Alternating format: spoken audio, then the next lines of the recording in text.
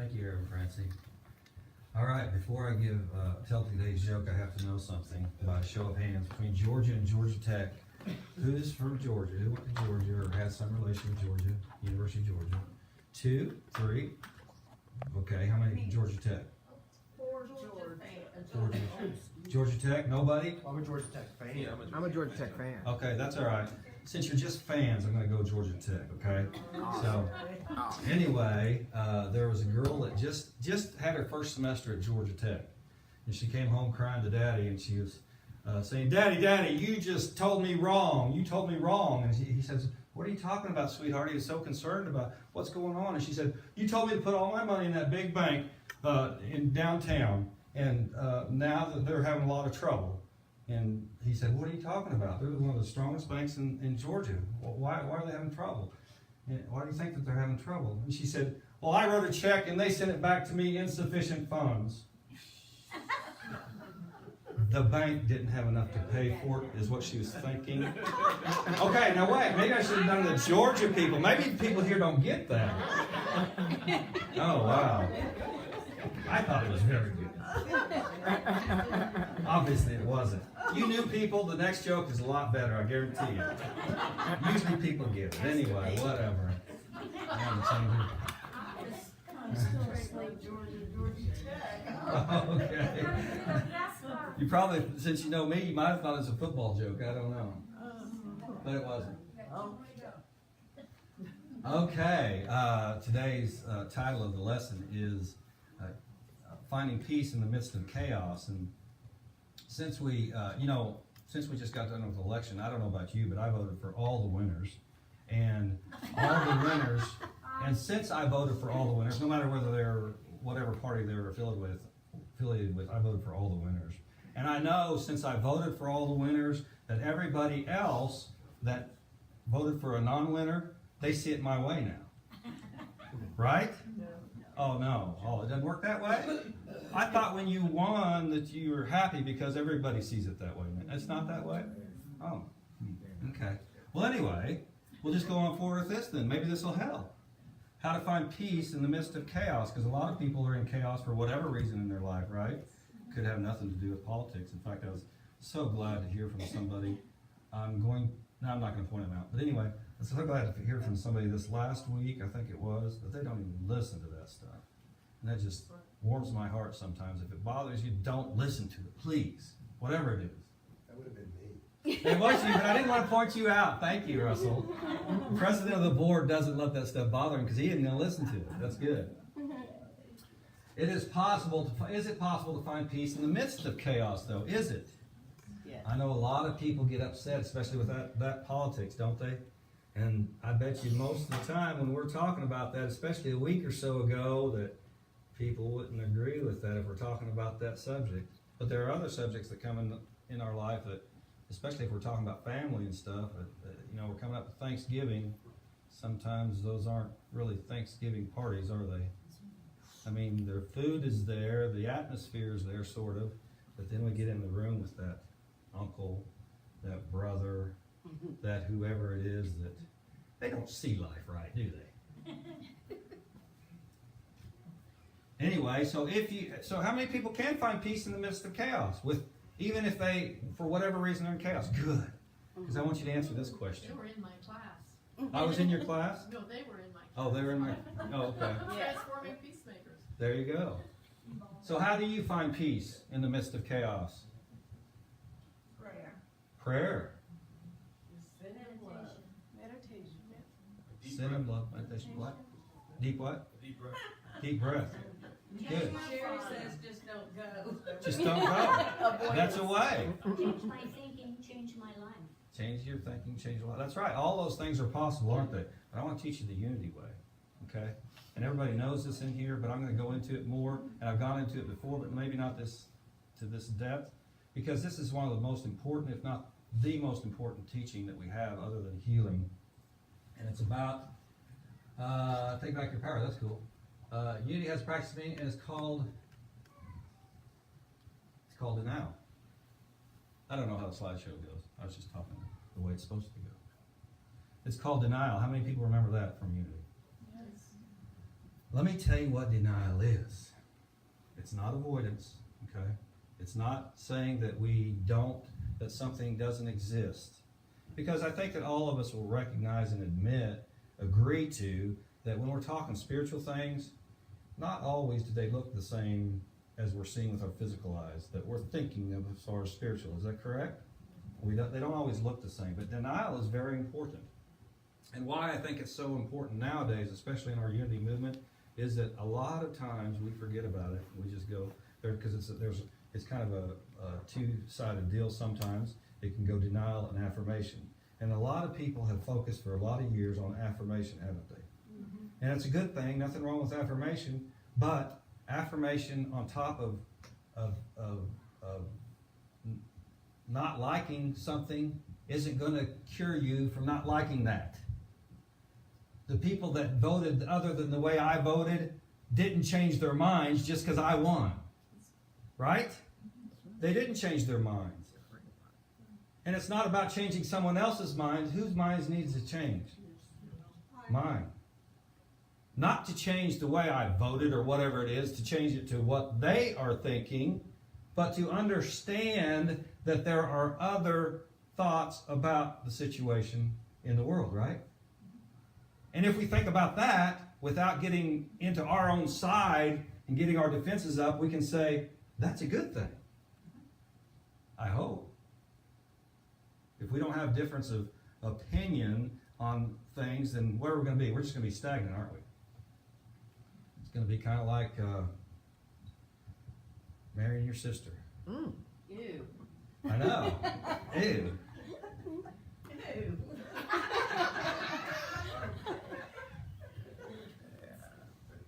Well, wouldn't we be? If we didn't have differences of opinion, wouldn't we be stagnant? Yes. Some of us are married. We chose a person to marry, didn't we? Why didn't we? What was our reason for choosing that person? Because we like that person. They're whatever they represent. That person, how they act, how they look, how they are as a person, which is different than how you are as a person. One of the things that Francie, sorry, sweetheart, taught me more than anything as far as extreme movement was how to get out of my shell. How to be able to stand up here. Because there's no way in the world, if I wouldn't have met Francie, I would be up here. I'd still be backing some unity ministers in the background, which is cool, that's fine.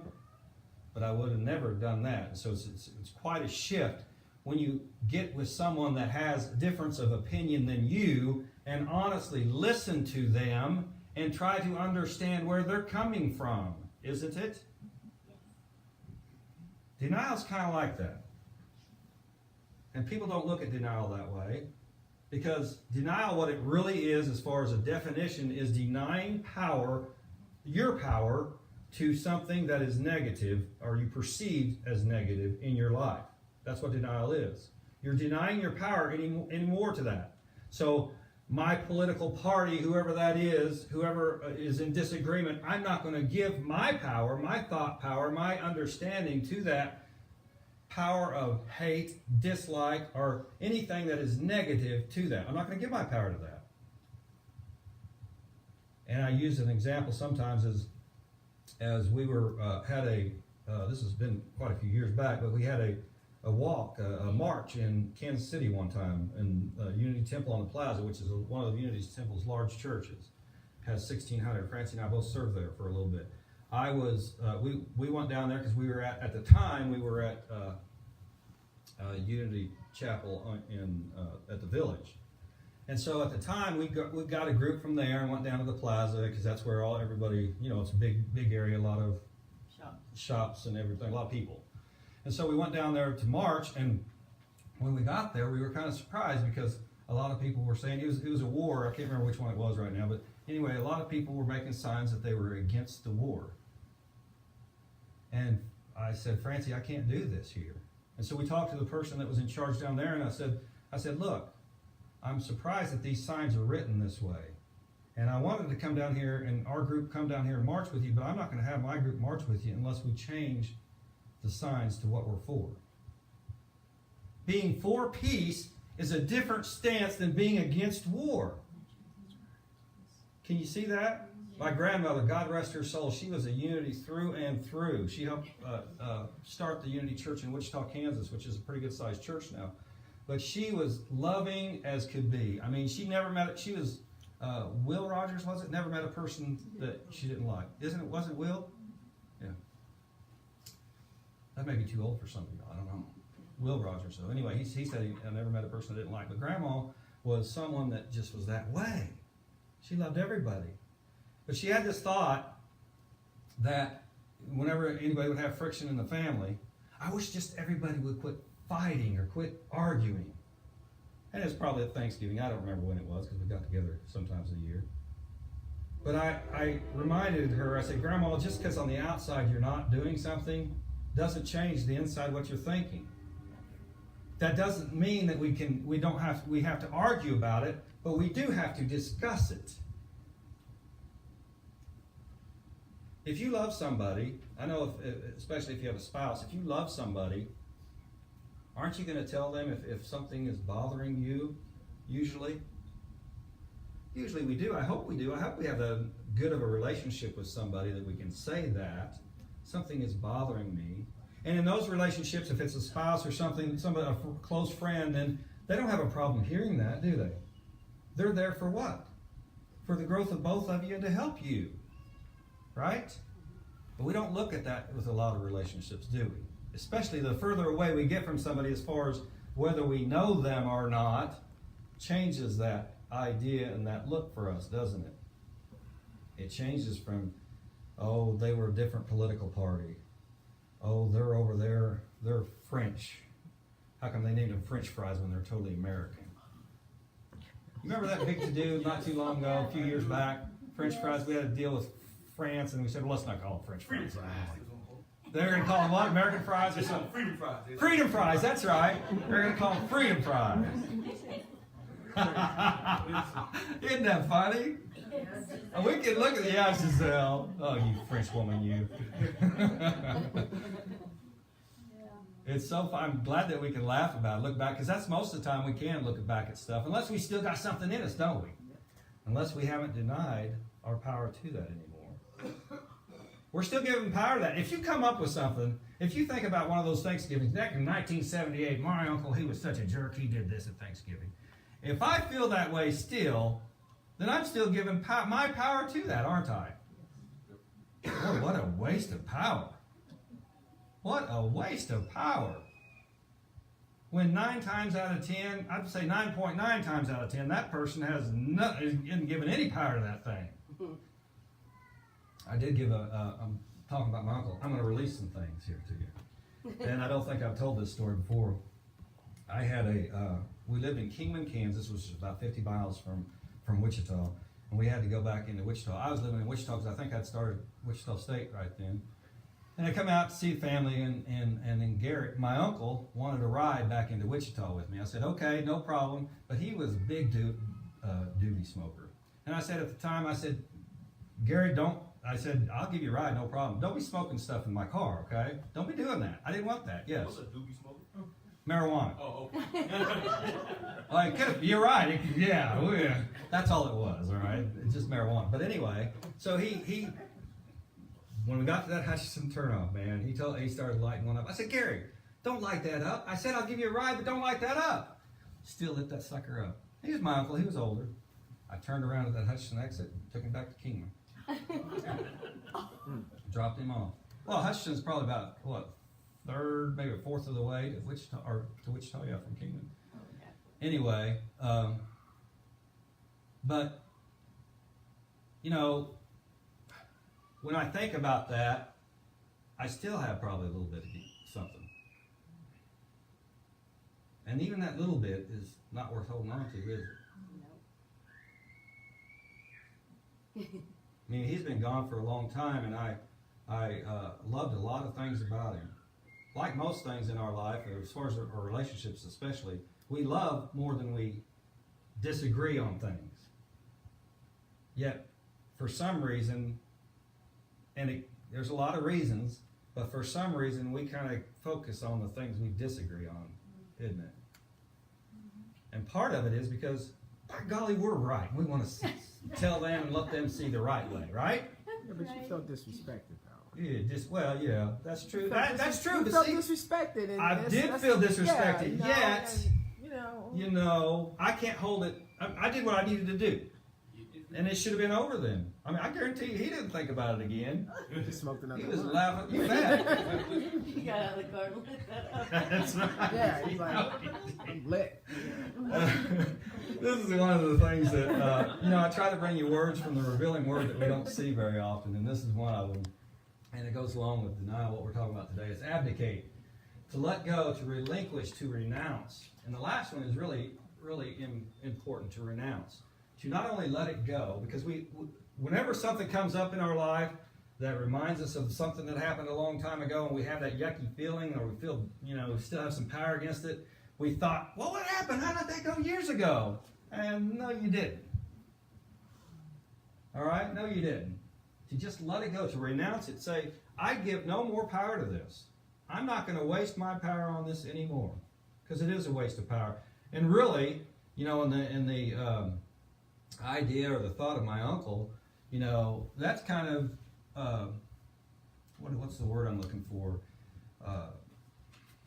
Not degenerate, but it lessens the idea of him. It's not. I don't know what word I'm looking for. Diminish. Yeah, it could be word diminish, but because there are a lot of good things about him. And for the most part, I think that as far as my life, and I want to know from y'all what you think. For the most part, when somebody leaves, as far as usually makes their transition or moves away for a long ways, for you're not going to see them for a long time, but usually it's transition. I think good thoughts of that person. What does everybody else do? Do you think of good thoughts, or do you think of, even if you had a disagreement with that person, like Gary, my uncle, I think mostly good thoughts of him. Do you, or do you think,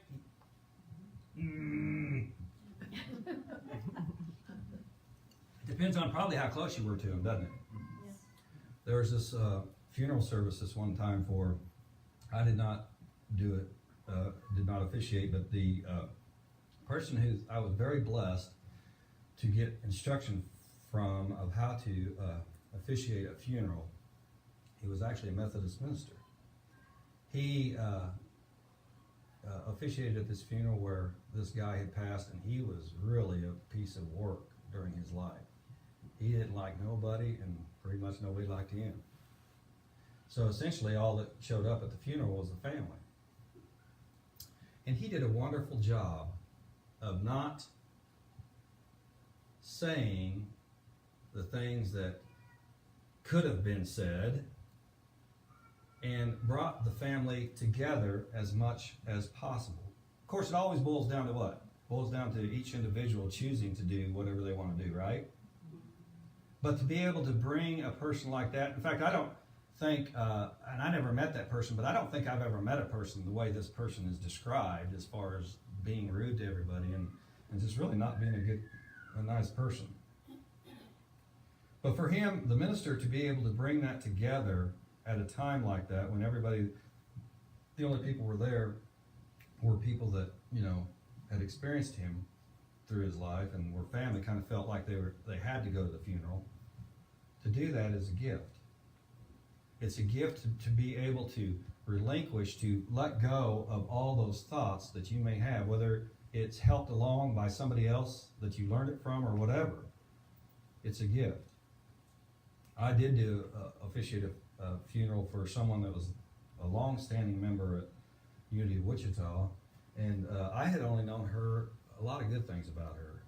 And so it was very easy to do for me and to officiate and let people know the good things about her. But her son, after the service, came up to me and said, "You really didn't know my mother at all, did you?"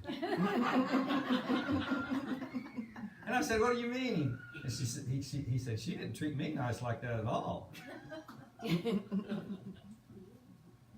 And so, just FYI, ever since then, I have always consulted with the family a little bit more than I did before then, before the service. Not to change what I'm going to say in the service, but to honor where they're coming from on what their aspect, what their relationship was like.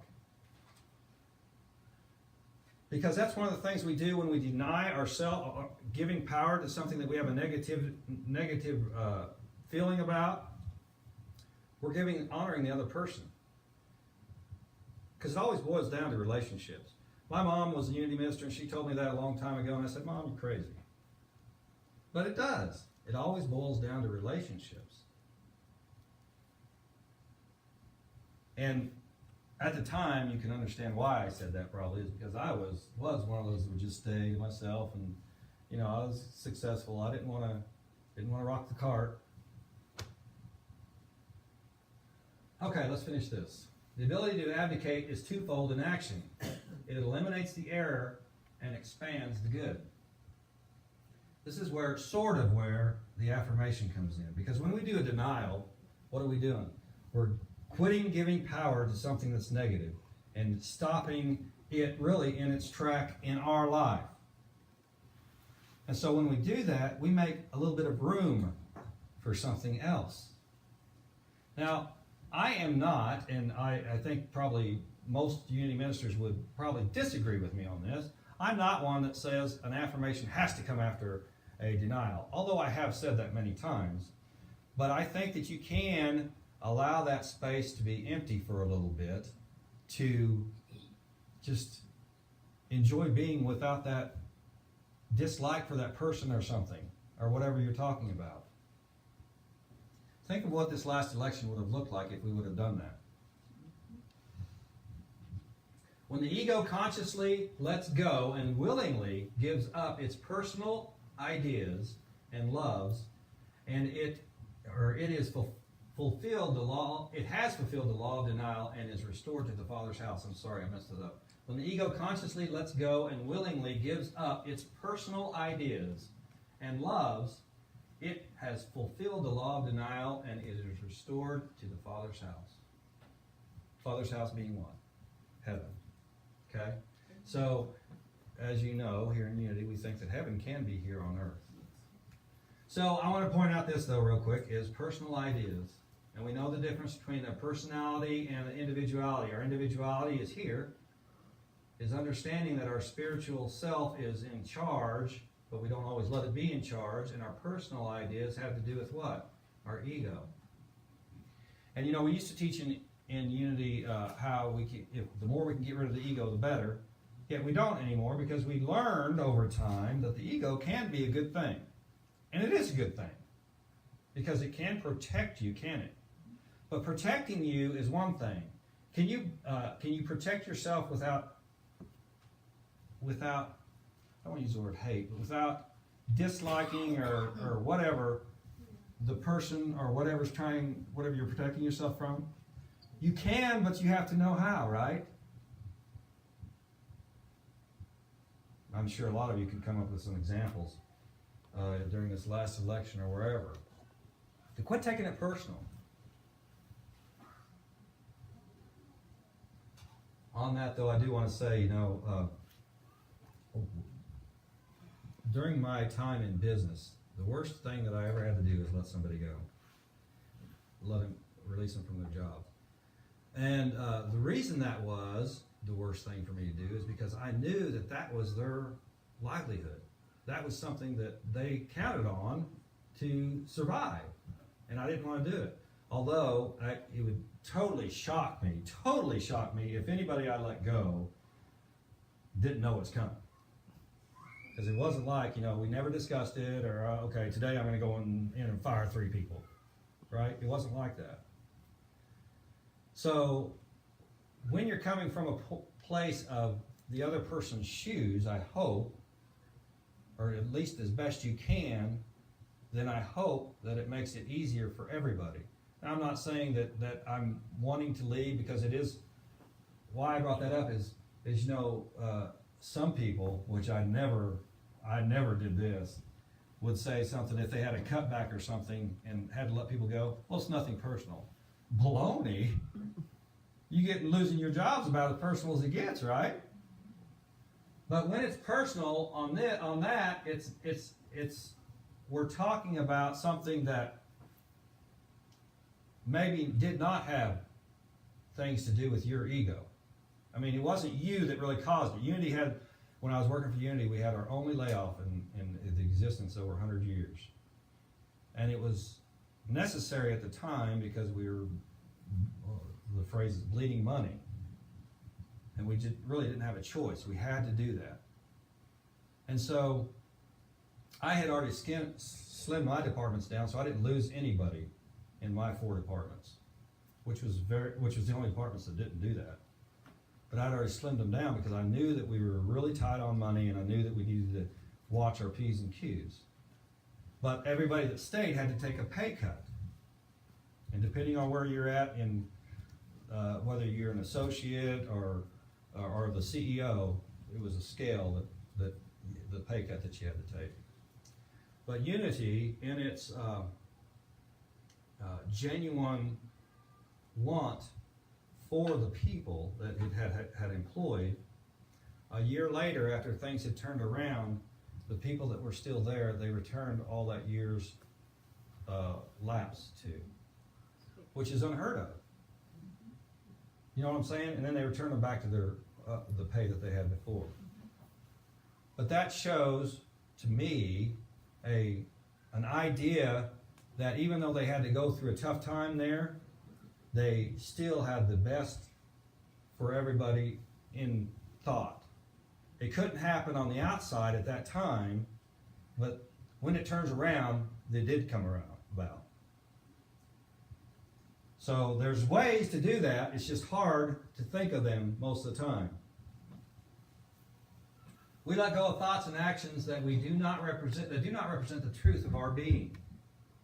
So when we think of somebody and have that ucky feeling, is that the truth about who we are? I mean, in Unity, we believe that you are born as an original blessing. And in such, you deserve all of God's gifts throughout your life, your physical life. And if that's true, then who deserves that yucky feeling? No. Nobody. You know, talk about a two-way yucky feeling. The boys, you know, Aiden gets into just about everything now. And, you know, right now he's exploring electrical outlets. And, you know, we've got all our houses past three or four different things that we've had to go through. And it's all supposedly child safe, yet there's always, you know, we have to, the outlets, you have to plug stuff in every once in a while. So, you know, he can go pull one of those plugs out and see what's going on in there.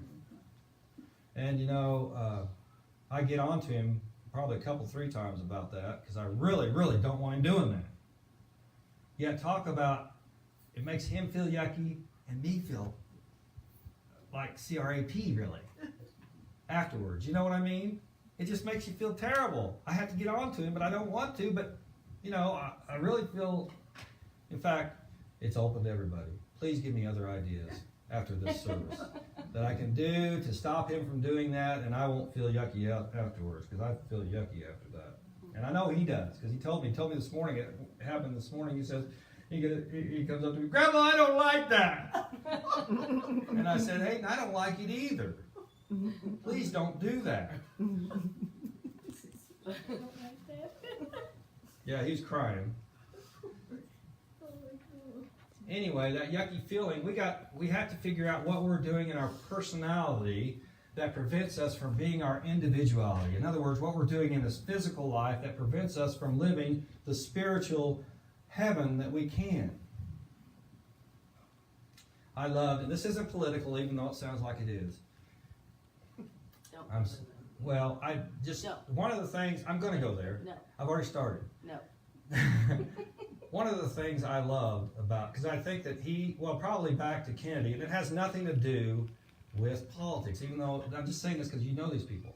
Probably since President John F. Kennedy, I would say that I really enjoyed Barack Obama's idea of absolutism, even though sometimes it can't be reached in the way that absolutists think, and the absolutism meaning that having a knowing that we can reach this heaven on earth.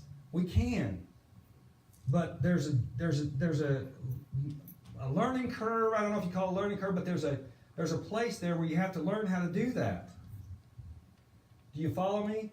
You remember why I say Kennedy is, you remember when it was, what was his, I already know, but I want to see if you remember, his White House called, I think after he left. It's called Camelot. You remember that? It's called that because of the, the ideas that were being, yeah, the mystique. The idea that we're going to all come together and be as one. And improve the world. And we can, and there's steps to it. And I think that we run into a problem when we get to a certain point sometimes in our spiritual understanding and we're living from that point, when we start looking at it and saying, and seeing someone else that isn't there yet, sometimes we say, what's your problem? And there's no problem with them. It's just that, maybe they haven't learned the same steps you have. I don't have time for that other example. Okay. Denying our power to untrue thoughts and actions allows us to surrender our ego and rise into our Christhood. So, those of you that don't remember, Jesus was a guy that was out in the desert, and he taught these people some things. But he always taught that what he was talking about was in you also, in each of us. That's easy, I don't know why, for a lot of ministers to forget. Well, I know why, because we're talking about a power deal, but I don't think they consciously do it sometimes. This Methodist minister I was talking about that helped me with officiating funerals was a funny guy. He, we had our disagreements. We had our disagreements on a lot of things, but he was always in trouble with the bishop. And the reason he was always in trouble with the bishop was because he was always stepping out of the box and saying something like I just said, as far as the Christ in you. At a Methodist, there are a lot. In fact, in the Midwest, there's a lot of liberal Methodists. There's a lot of conservative Methodists also. The conservative Methodist, if you have a conservative bishop, he probably would have lost he would have been defrocked. But he was fortunate enough to have an understanding, and he had a big church, so that helped a lot. Okay, but when you say something like that in some churches, the hierarchy gets a little unnerved, right?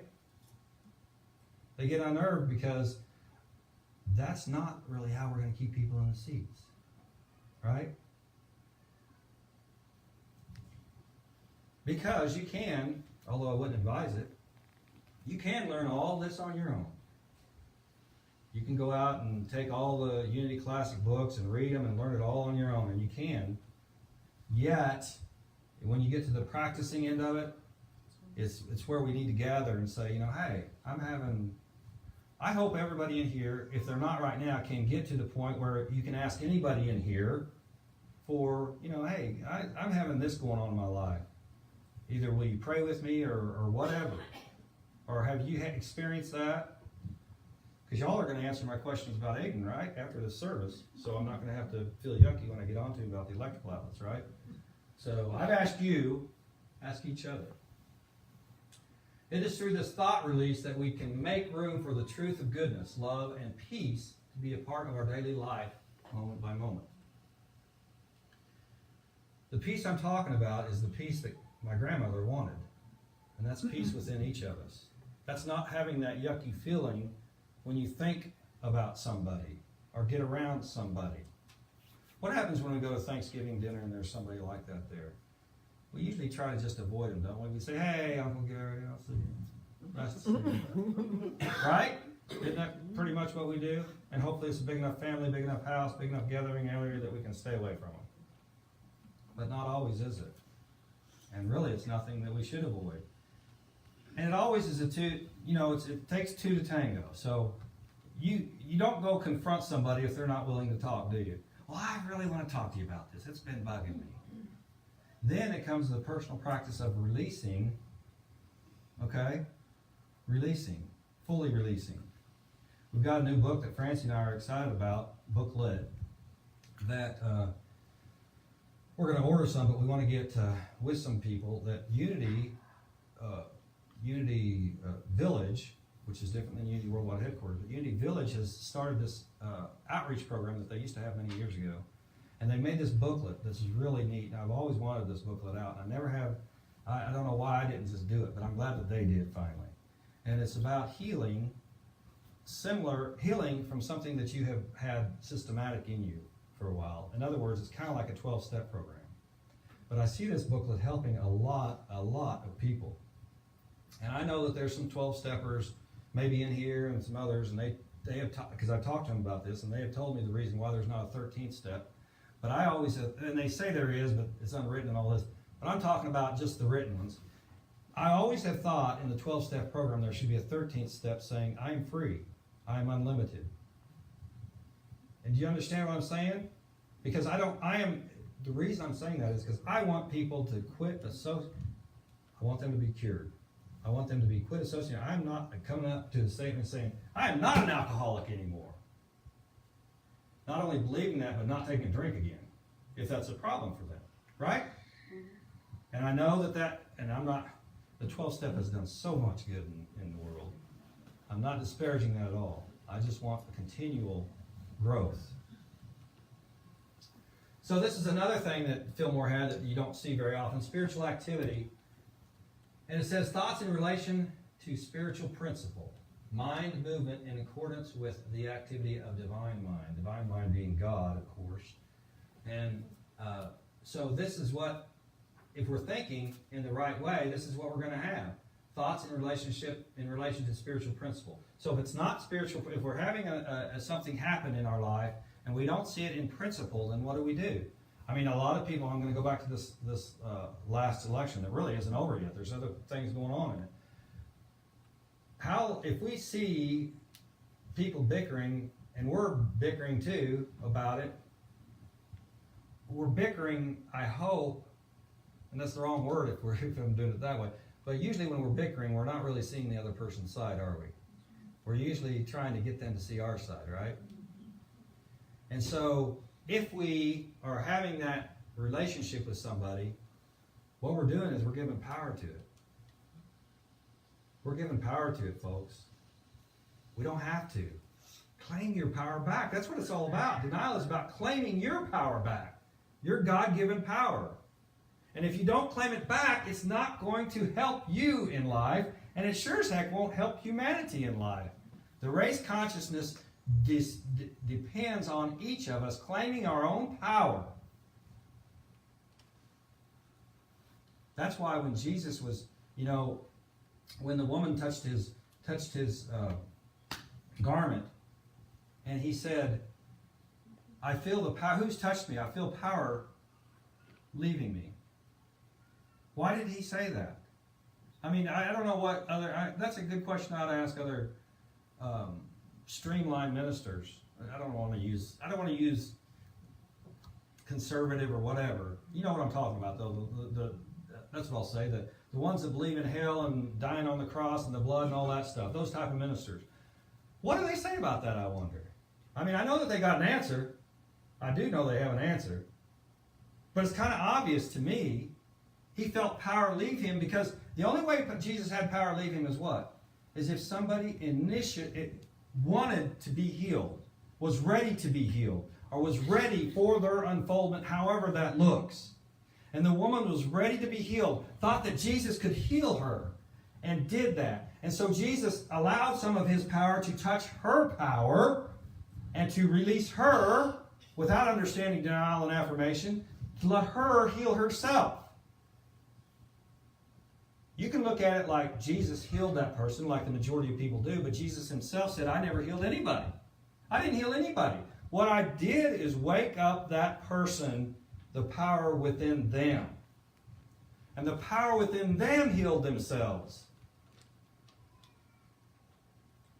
Judy just told you this morning about a test that that was coming up last Tuesday, that she passed with flying colors. Well, the reason she was having that test Tuesday was because a previous test, she didn't pass with flying colors. So how did she pass that with flying colors? She already told you that she had gotten into the mindset and to the thinking that this I am going to be well at. It's just the same as Myrtle Fillmore, who started the Unity Movement, did. Healing, prosperity, all these things have to do with denial, believe it or not. It goes back to the old teaching, which we don't teach anymore, although we can. You're where you're at because you are where you're at in your mind, in your thinking. What are you giving power to that you don't want to give power to anymore to change where you're at in life? That's what it boils down to. A coach used to say, and I'm trying to remember the name. Oh, no. Anyway, the coach used to say, "You're what your record says you are." You know, because coaches always come up with, injuries, all these things happening to my team. That's why we're losing this season. The other coaches didn't like hearing that. You're what your record says you are. That doesn't mean we can't change our record. We can't win the rest of the way out, does it? Because we can. Whatever it is, if I am not making enough money, what am I doing? What am I giving power to in my life that is preventing that? Because is there enough money for me out there? Yep. Is there enough money for you out there? Yes. Is there enough money for everybody out there? Yes. There is. And if you don't believe that, go to one of the U.S. mints. We visited one in Denver once. Those suckers are cutting up money and giving it to you at the end of that tour. Did you know that? Yeah. And somebody's been there, I guess. Mm-hmm. Here's $1 million as you leave. It's all cut up in little pieces, but I got $1 million from them. Free and clear. I think they did charge us for it, $1 or something. Anyway, the tour was I don't think it was $1 million. What was it? I don't know. It was a lot of money. It was worth Jesse nothing. tried to piece it all back together. Yeah, yes, he would. Boy, that'd be hard. Why come this tape's all on this thing? Anyway. There's a difference between what we see with our physical ideas and what we see as possibilities through our third eye, our spiritual eye. I think we'd all agree with that, don't we? Yes. That's one of the practices you can get into in denial, is if you see something that you don't like, that gives you that yucky feeling, to first of all, imagine it the way you think it, the way you'd like it to be. That's pretty easy. Imagine it the way you'd like it to be, right? Those songs here, I don't know if you were watching the pictures on the early, before, I think it was the second song. There was a guy, did you see that big old wave and that guy, Oh, in the heart. the guy on the surfboard? Did you see that? Some of you saw it. That was me, just last weekend, out in California. So, Surfing, yeah, surfing. USA. I had my wig on at the time. This is another one that I wanted to, there's actually two more, so I need to speed up. Watchman, this is one of the things out of the revealing word. A spiritually developed person who sees within and without. Within is more important, but and without. And with the word of command challenges anything negative. It's so important to see both ways. See, the absolutist sees only the within.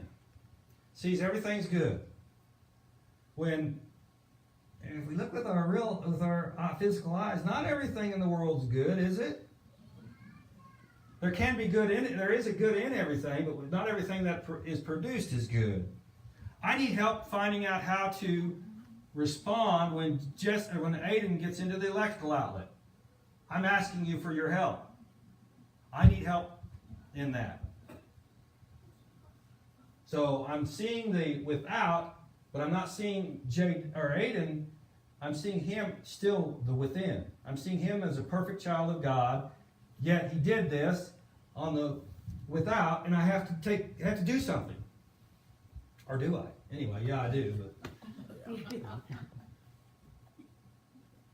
I had a class once, real quick, oh man, I can see this minister's face, but I can't remember his name. I couldn't remember the other day.